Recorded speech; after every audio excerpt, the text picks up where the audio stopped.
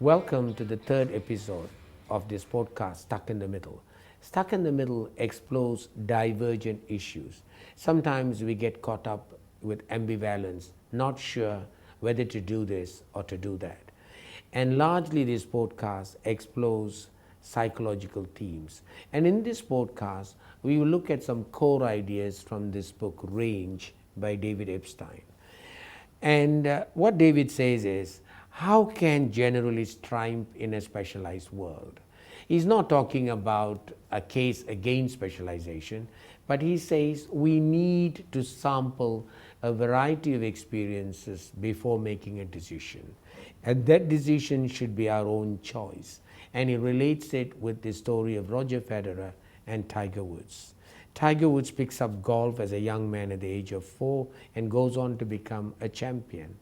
Whereas Roger Federer plays a variety of games, picks up a couple of different experiences, and very much later in his life, he chooses tennis and he becomes a world champion in tennis.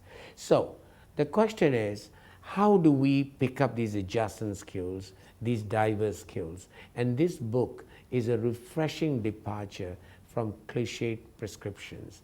He talks about one, kind learning environments, which basically very much driven by structure, like chess, classical music, and wicked learning environments where the environment is very uncertain. We got to learn multiple things. So we look at several things. And of course, we bring in things like the 10,000 hour rule, proposed by Gladwell, taken from psychologist Erickson.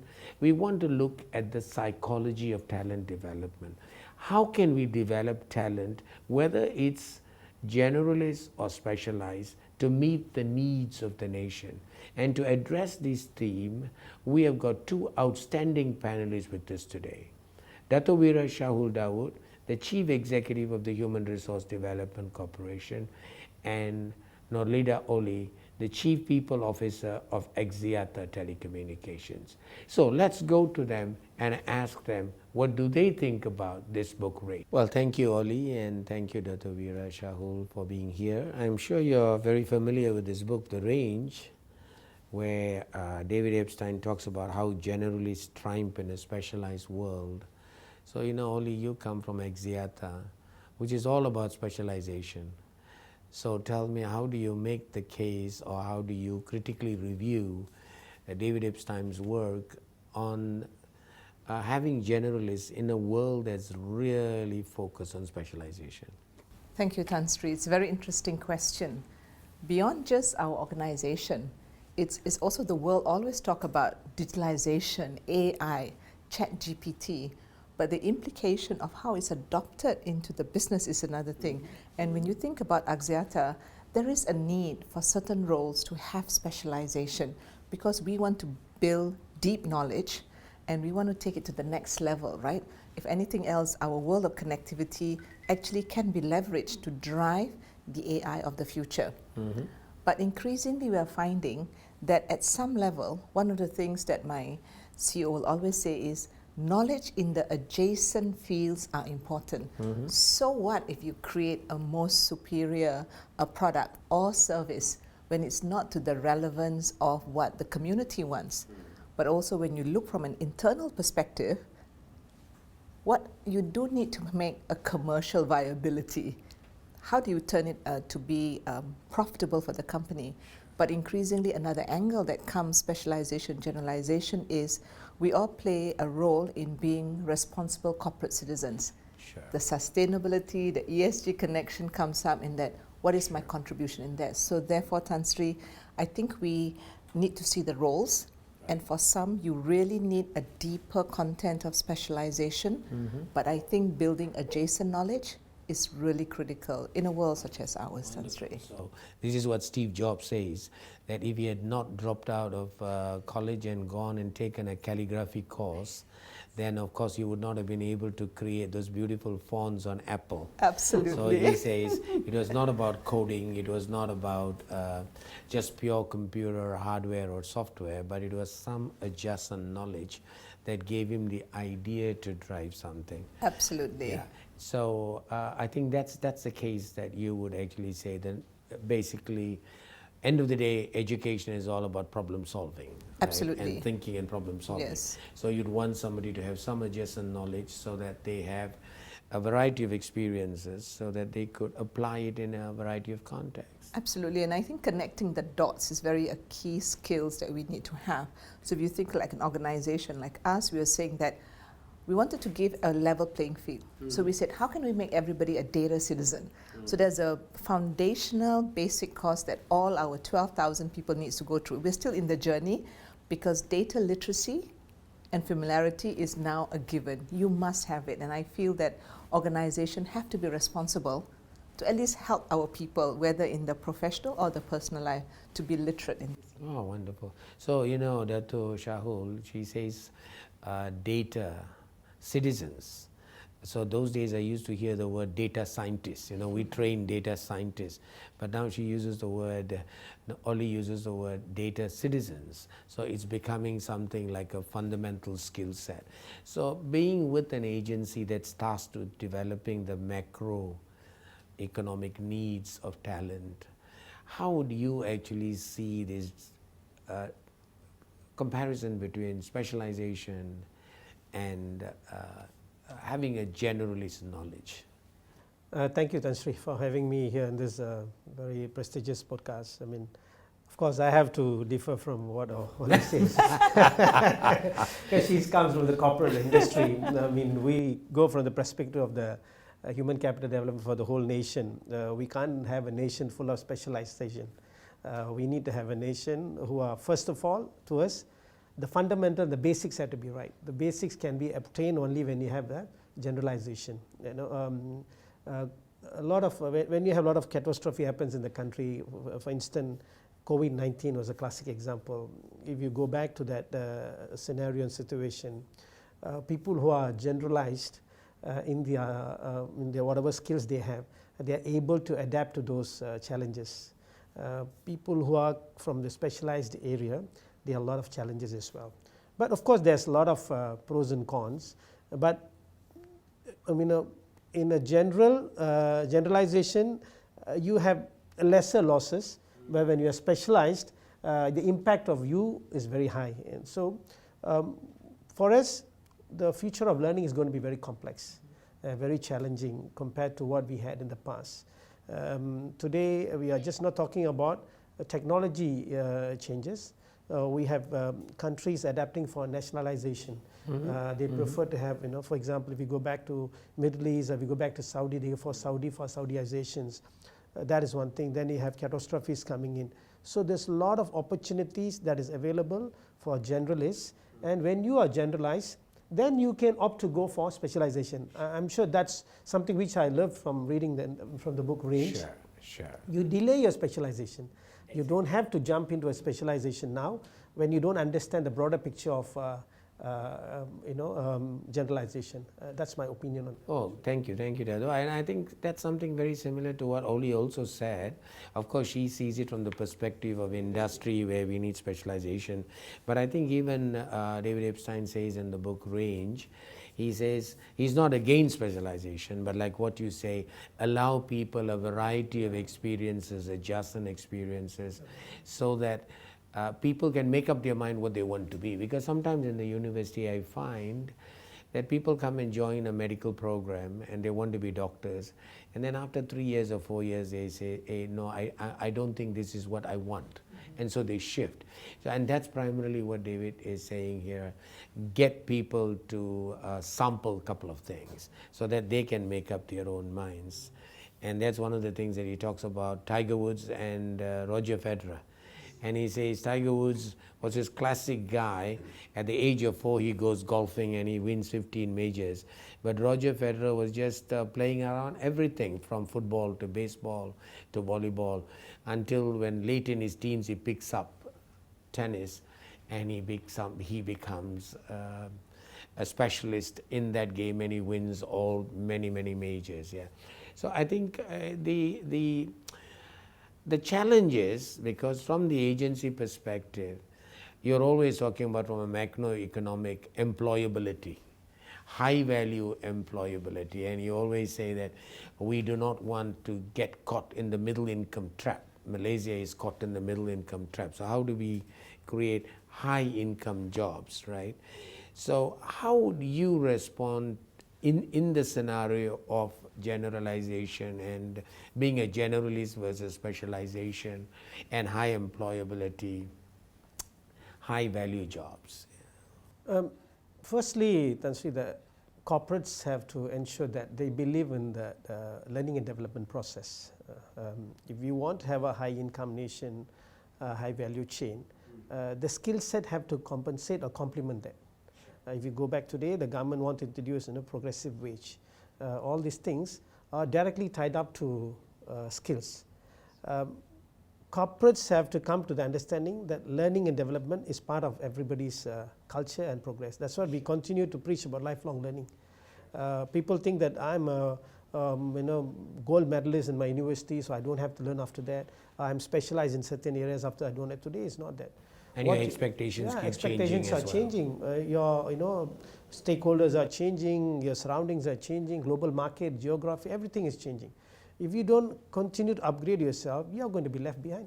I mean, I always say that today's world is a very complex world.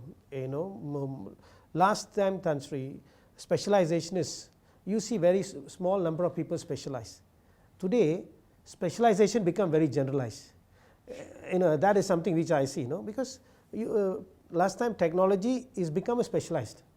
Today, and you go vertical. In technology, there are many things you can specialize, data analytics, artificial intelligence, robotics. Then you go more detail in robotics, and the robotics you go into micro, macro, and all this kind of things. So specialization has become vast. So, but before you go into that, even either you become an employee or employer, you must understand the basics of that particular subject. Sure. And if you want to upskill yourself, it's a global issue. Employers, when it comes to training budgets, first thing they cut is the training, because they want to protect the bottom line, they want to protect the good P&L of the company. But the things are changing today. That classically shown in our data. What I speak today is the real-time data. At Shadicorp last year we trained almost 2 million people. That was all-time high in the history of the last 30 years. We collected 2.1 billion levy collection with the utilization of 84%. It was never done in the history of Shadicorp. We even struggled 2 years ago. We struggled just with 45%, 47%, 50%. That means we have come to a level today. It's not about the budget for the training and development. It's about the time has become a very important component. So we continue to go back and preach those corporates. If you want to make Malaysia a high income nation, the only way that you could do that is by producing a high human capital development. Nobody come to Malaysia because we have a twin towers, or we have a 5G, or we have a good public works or infrastructure. People come here because we have a good human capital. That can be reflected only when people believe that lifelong learning is the way forward. Certainly, certainly. I think one of the things is, I'm not sure whether you guys were born, but when I was going into the university, maybe you guys were not around yet that time yet. People used to ask me in interviews, well, can you use Microsoft Word, or can you use Microsoft Excel, or those days it was WordPerfect, I think, or the Lotus Notes or whatever. But now, nobody asks you in an interview, do you know, are you computer literate? Because it's a fundamental. The bar has gone on higher and higher. And I think in a couple of years, nobody's going to ask you, can you use ChatGPT or AI? Because it's going to continue to move up. But there's one thing which is very clear. Tiger Woods' father said, while I thought that this young man is going to be exceptionally talented, as when he was young at 4, he could just swing a club and he could just hit the ball so well, the golf ball so well. He made a very important statement, and the important statement was, I never forced him to take up golf. It was his choice. And so, Oli, how would you actually move into your employees and say, I think that also said about lifelong learning, but how do we balance this choice and lifelong learning? Because in some organizations like Google, they say, we don't want you to learn about your job, we want you to learn about something else as well, adjacent. So what would your comments be there, Oli? Absolutely. I think inherent in our culture across Axiata is what we call the continuous learning. Right. And that's very imperative. Of course, learning has many platforms, right? One is I think during COVID lockdown, there was such a trust for organizations to invest in learning because people were stuck and they were dedicated to learning, right? So now when people start coming back, you know, perhaps in some organization it's been like, oh, if you can afford time to go and take a course, you must be very free. Forgetting that learning hours is actually an investment into the organization. So I need to go back and sometimes tell my business managers, releasing your people is really an investment for the future. So we completely believe in lifelong learning throughout the cycle. But I think these days, our employees themselves are also asking experiential learning. So there's a classroom read, or sometimes we have this bite size, and everybody talks about this, right, Tan Sri? But how do we motivate people to want to learn is another thing. Because now that we've come back to work, and some companies ask everybody to, it says, oh, I spend time stuck in traffic, I don't have time to learn.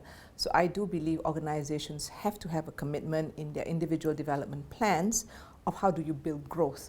And growth comes from either classroom learning, experiential, networking, mentoring. So what we try to capture from the organizational side is what are the other avenues of learning that enhances it. And increasingly we are finding that one of the fundamental learnings that we have to do is open people's mindset. And when we talk, Dato, about this generalist, right?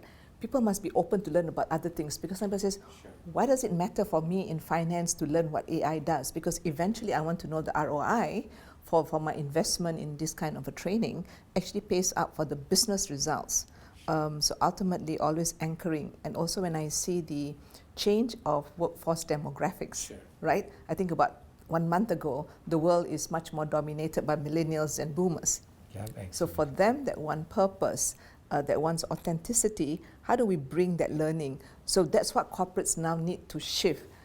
And I echo what Dato said, sometimes because we're so pushed for expenses, what gets cut first? My training budget. Oh, it breaks my heart. You know what I mean? Because I think you're seeing it as a cost and not as an investment. So I think, Tan Sri, to make our people, not just for the organization, but across the community we play with, we have to invoke this continuous learning that comes from many avenues. That's my thinking. Thank you. I think two thoughts there very quickly. I think the first thought is, I remember most of us who have been parents, we send our children to painting, to art, to piano, to violin, to football, to everything. And I think with the younger generation now, because I have a niece who is about 3 years old, so the other day she came by to the house and I said, are you okay? And she said, no, I'm not okay. So I said, why are you not okay? And she said, because you've not given me a mobile phone. So she could just get on to YouTube and she could skip the advertisement and do it by herself. So there's a different kind of a learning that takes place. But sometimes you find that we also try to do too many things, okay?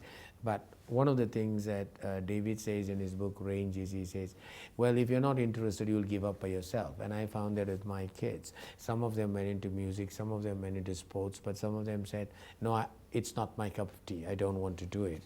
But really, I think it's about influencing and kind of selling the concept of continuous development or learning. So I know that you've got thousands, I'm not sure how many thousands of employees you've got now contributing. So how do you influence them to keep continuing the journey of learning? Because sometimes it's not tangible, it's intangible. The results come by much later. Just before you answer it, I wanted to tell you something. During COVID, I found that I wanted to go and learn how to play chess. Now I played chess, but nobody had taught me how to play chess in a proper way. So I learned what's the Sicilian defense and the Italian attack and all of that. And it was interesting because a young Malay lecturer who taught me, he was a lecturer, but a very young guy, maybe about 22, 23. So he was very shocked that a 60-something wants to learn to play chess. And he would say, every time you sacrifice a piece, you would say, you must understand the consequence of it. just like in management decision making. So I said, wow, not bad. He's able to actually kind of have a diagnostic way of thinking and go ahead.